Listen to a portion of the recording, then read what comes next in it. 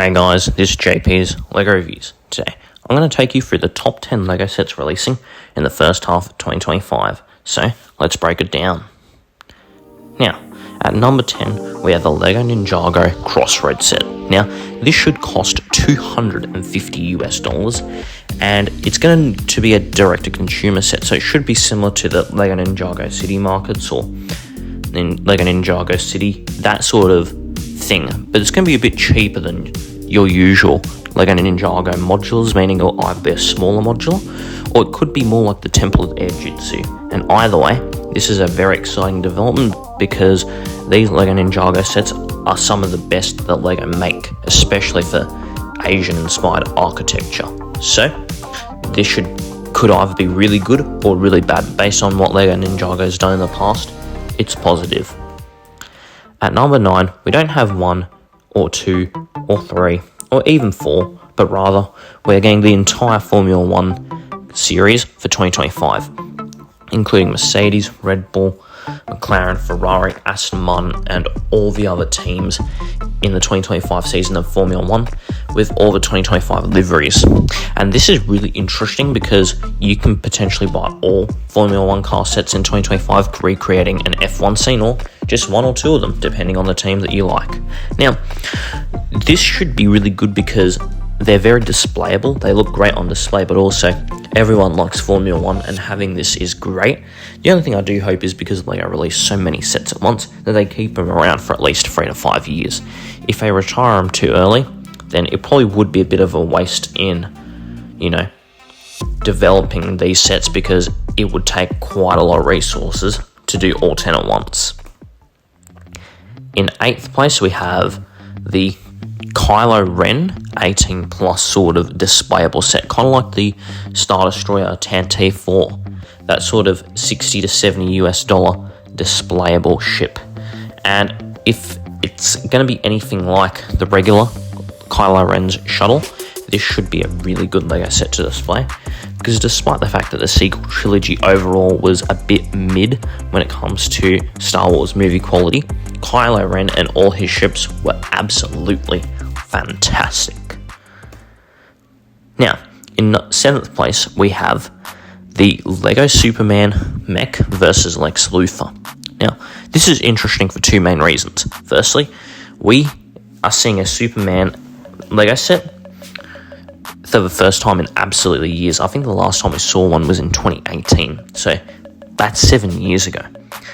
And if this LEGO set does well, then we could potentially see more LEGO Superman sets, which would be a great thing to see, since there's just too many Batman sets and not enough Superman sets these days.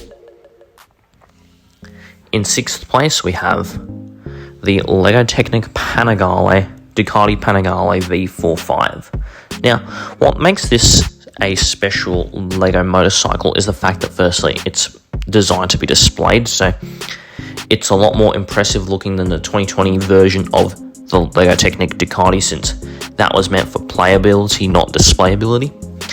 Also, what I like about it is the colour scheme. It looks really good. The value's pretty decent at about 300 Australian dollars or about 200 US, so it's not overpriced for what it is.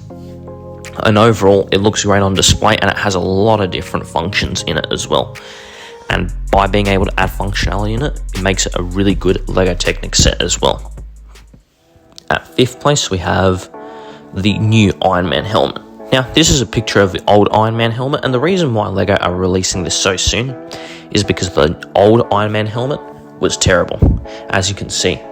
But because LEGO are making a new Iron Man helmet, I'm just hoping that this will look better, and it really should, because LEGO have now had enough time to perfect the helmet sort of display format, and I just can't wait to see what this looks like, because I'm hoping for a big improvement with the Iron Man helmet, and I think a lot of people are, and for about $50 to $60 it should be good value as well. For 4th place, we have the Jango Fett's UCS Slave 1. So this should be very similar to the UCS Boba Fett Slave 1, except in blue and green instead of green and red. And this should be really interesting because it's reinventing the wheel a bit with the Slave 1, where you're not just getting the same thing, but you're getting something different, but at the same time which we've never seen a Jango Fett Slave 1. We actually haven't seen a Jango Fett Slave 1 in 20 years in any sort of form, so this should be interesting. But it's great to see new ideas for LEGO UCS sets, because you don't want to keep getting X-Wings and TIE Fighters all the time, since that gets boring quick.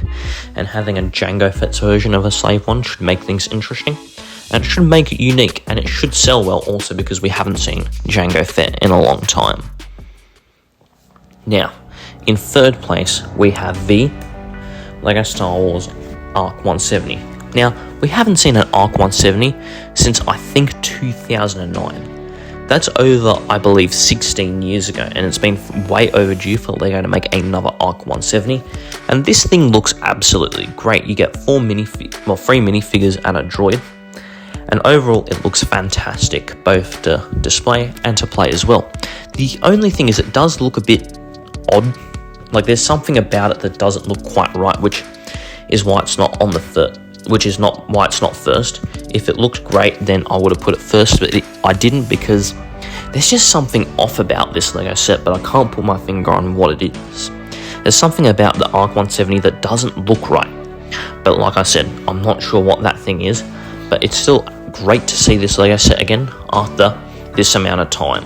Now, for the second best LEGO set coming out in the first half of 2025, it's the Jango Fett helmet. So this is going to be very, very similar to the Boba Fett's helmet, and if it's anything as good as that, which I hope they don't change the design, it will be an absolutely fantastic helmet. And I really only want LEGO to change the colours of the Boba Fett helmet to match Jango Fett, because the Boba Fett's helmet is, I believe, my favourite helmet that LEGO have made. It just looks fantastic, and the Mandalorian version of that helmet also looks really good as well.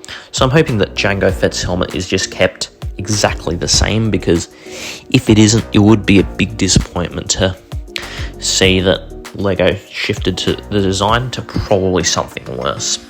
And at about $50 to $60 US, it's not going to be bad value for money as well. Now, for the best LEGO set coming out in the first half of 2025, it's not something that you would expect. But if it's done well, and this is a big if it's done as well as the other versions of the same set, LEGO may have just created their new best thing.